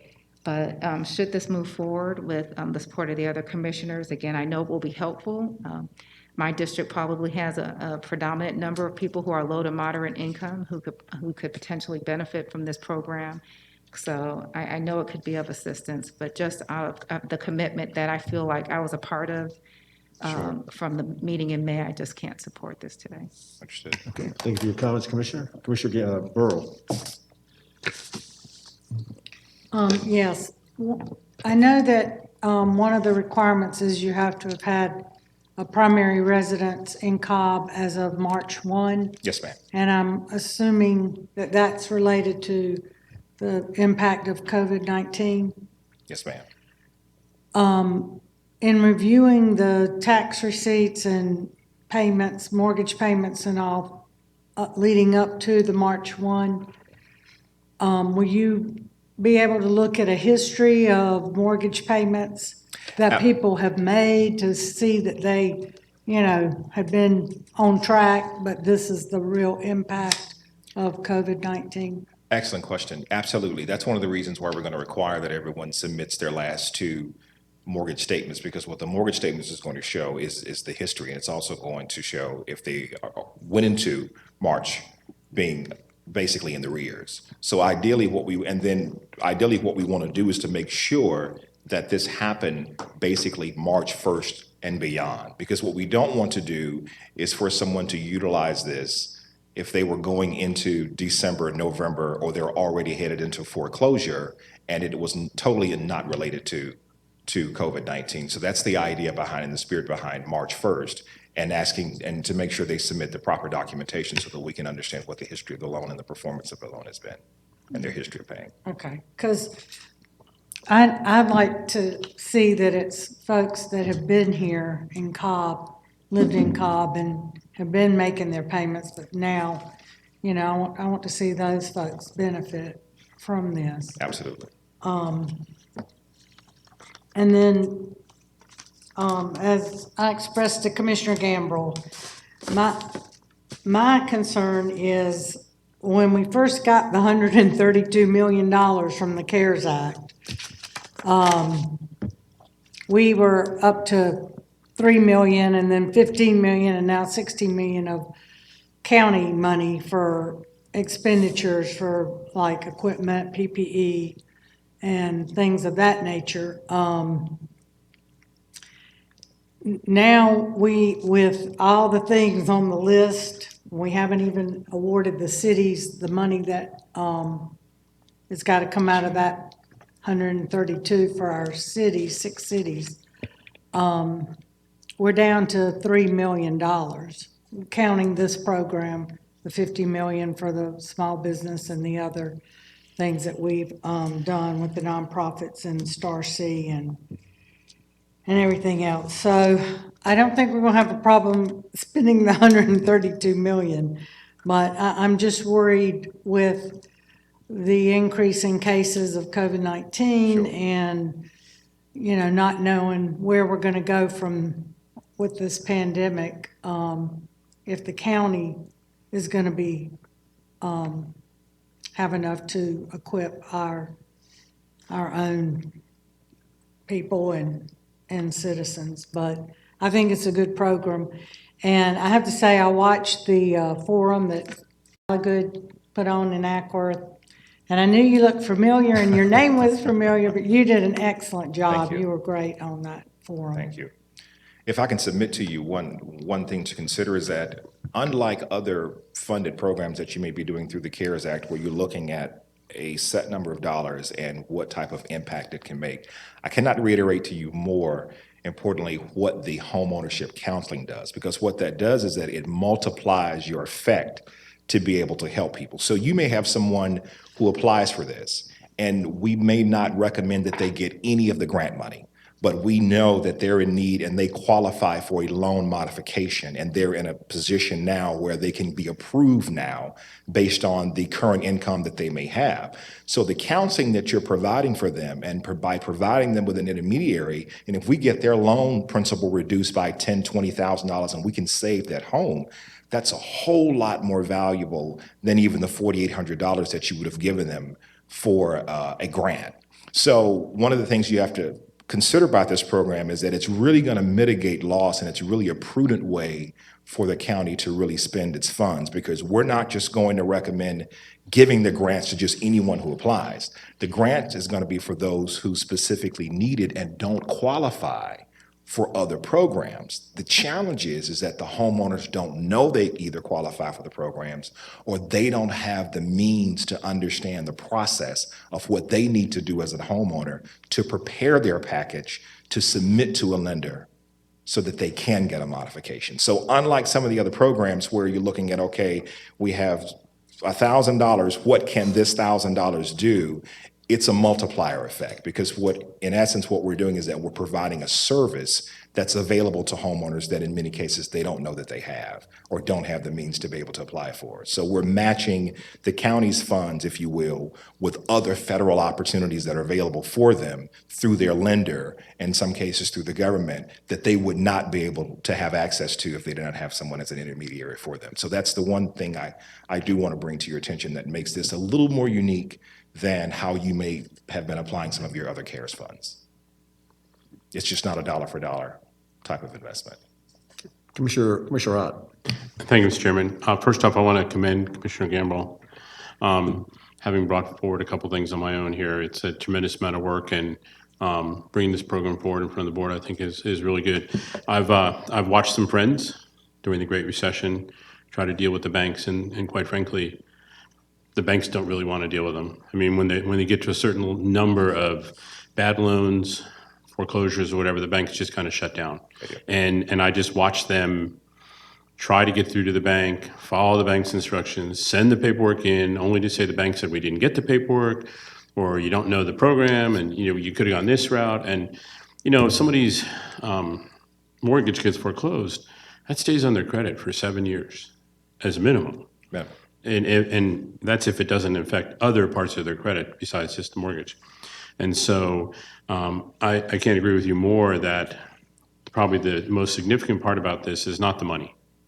It's the counseling and the guidance and the direction that is given to these homeowners. They don't want to be they don't want to be foreclosed on. They don't want to not pay their mortgage. They are in a position where they have nothing else to do. I mean, they've got to feed their family. They've got medical costs, and unfortunately, sometimes the mortgage is the thing, and it's usually the biggest amount of money that a family has every month. And if there's some way to help these folks get through these troubling times and not lose their home and be able to keep the family unit together, I am totally supportive. And We've worked with a lot of our county employees to get homes through the Community Reinvestment Act. It's amazing what you don't know until somebody sits down and tells you how they can help you. So I'm glad you brought that part out, is that the council may help them to join some other existing programs. Absolutely. Because it's a $4 trillion federal right. budget. That's right. There's a lot of things out there that people don't know about. And the banks don't have the staffing. That's the other See, part. they don't have the staffing to deal with this Right. problem. Yeah. So there's no one available to talk to them. And unlike any other need in the community, if you're sick, you can go talk to a physician. If you got a spiritual issue, you can maybe go talk to your pastor. Who do you talk to when you're behind on your mortgage? Yeah, good point. All right, any other comments? With that, I'll call the question. All in favor, please raise your right hand. All opposed? Okay, so it passes 41. Commissioner Cupid in opposition. Mr. Chairman, before we end, can I call Dr. McMorris up to answer some questions that were raised during this conversation, please, so we have future guidance for the Yeah, board? sure. Yeah, absolutely. Thank you. Thank you. Thank you, Ernest. Thank you so much. And specifically, what would you want me to address? Do you want me to go You up got, there? no, Oh. nice try.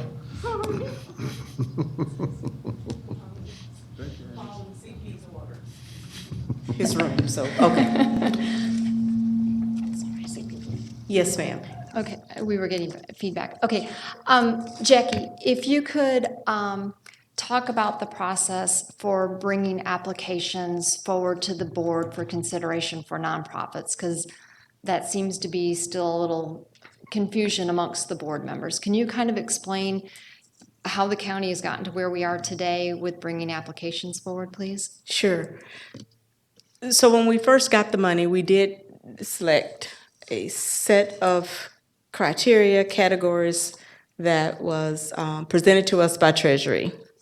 And so we brought that list together for the board approved it. What we didn't do at the time was actually bring forward an RFP to say, how do we do this?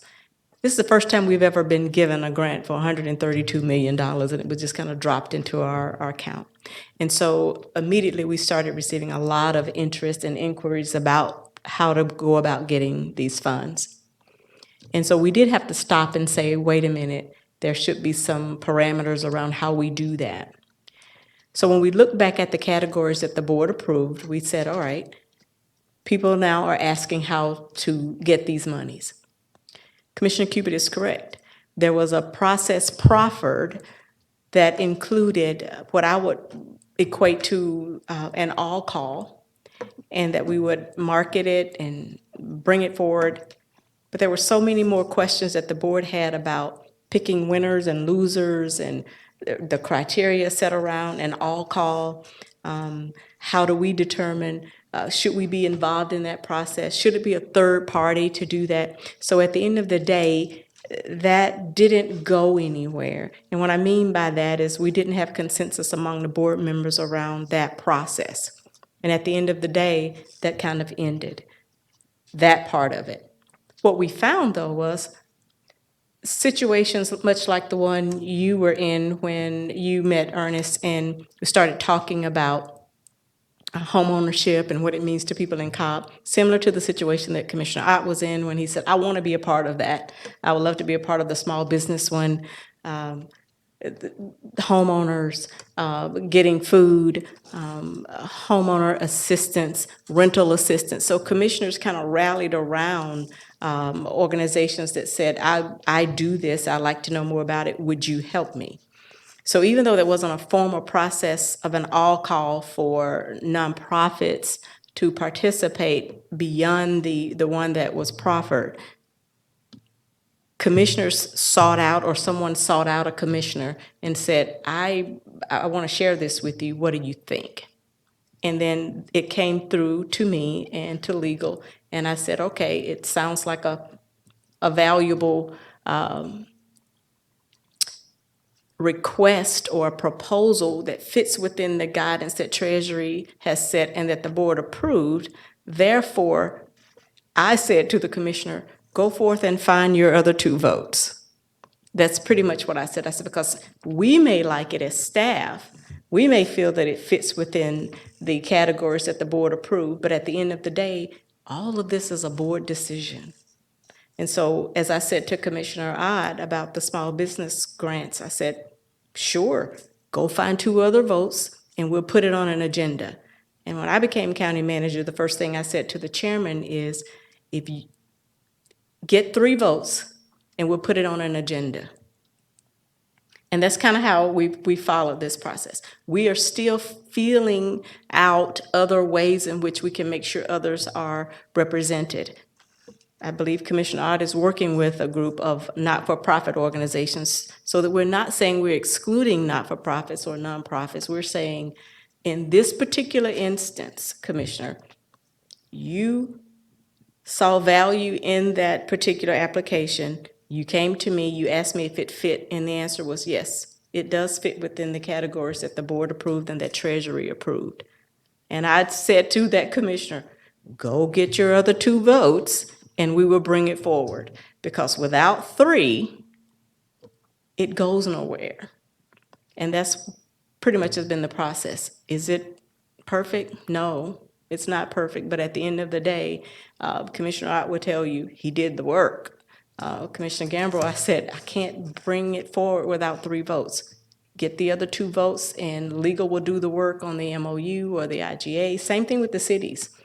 I've said to the cities, go talk to your respective commissioners about whatever issues or concerns you have about whatever monies that are coming to you, and we will do whatever this board asks us to do.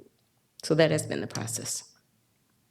Thank you for that explanation. And I know you don't have it in front of you, but earlier this week, was it Monday or was it Friday? Finance gave us an updated, essentially list of categories. So I know Commissioner Burrell was concerned about, do we still have funds? I'm assuming that's current today and everyone's received that, correct? Yes, it is current. The only items that weren't on it prior to Commissioner Burrow asking for that list was an agenda item that's coming forward through state court for $97,000 for monitoring an infrared thermometer, for lack of a better way of saying it. So staffing someone to monitor the number of people who actually come through state court. There've been a couple of other things that were added on there, but they were kind of ancillary, nothing major.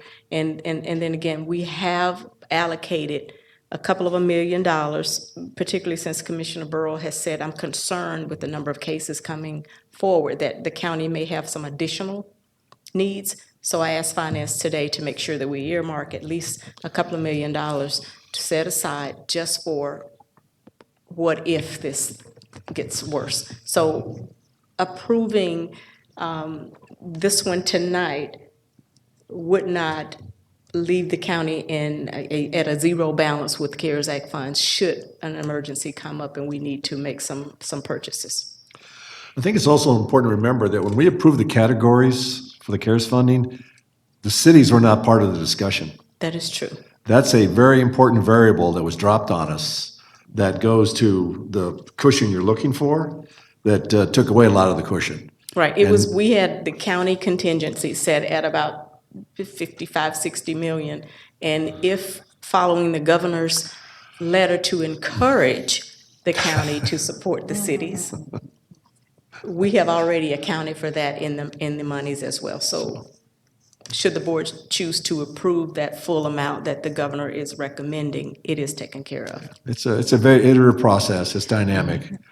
And in May, none of us had the crystal ball to see where we are in July. That is correct. But I have to say this about the board. I honestly thought tonight that I was going to be able to get to a 7:30 Zoom conference. All right? Shame on me. But it goes to show that we have a full out, what I call informed discussion. And my hat's off to this board. That, the questions are over when the questions are over. And sometimes it just takes a little longer to get to something, but I hope to say that at the end, that even if you don't support it, your questions were answered. And if you do support it, your questions were answered. And I think that tonight, like today for the zoning hearings, I think there's a real lesson here that I wish a lot of people would watch what we do here, because I really like the questions that are coming from the board members, like the answers coming from the people who offered the programs tonight. And this is, I think, our founding fathers, this is what it's supposed to be about. You take the time to go to the aspects of the issue, and then you vote on it, and then you move on. So this board was never designed to spend $132 million like this, but we have found a way in the last 3 months to do that in a way that I think is going to be, it's going to look favorably upon this board in history. So with that, I'm going to be late for my meeting, so we're adjourned.